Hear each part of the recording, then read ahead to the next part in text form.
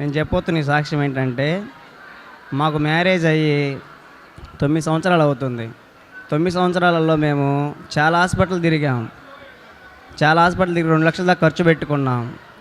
ఎక్కడికి పోయినా సరే మాకు పిల్లలు పుట్టరని నమ్మకం లేదు. ఇంక ఇసాగయ్య గారికి ఒకరోజు టీవీలో వస్తుంటే వాక్యం చూశాను నేను.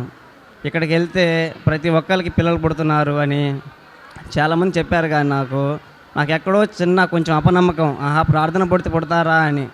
ఆ తర్వాత మేము 1 నెల వచ్చాం. ఫస్ట్ నెలలో ఇసాగయ్య గారు చెప్పిన వాక్యం ఏంటంటే, గర్భఫలము దేవుడిచ్చు బహుమానము అని ఆయన ఒక వాక్యం చెప్పారు.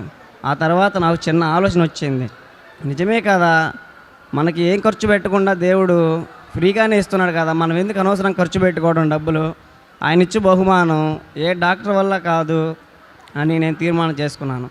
ఆ రోజు నుంచి నేను నా భార్య మేము 6 నెలలు వచ్చాము. 7 నెలల్లో మాకు కన్ఫామ్ అయింది. మాకు పాప పుట్టింది. పాప పుడితే సాక్ష్యం చెప్తాను ఒప్పుకున్నాను, చెప్పాను.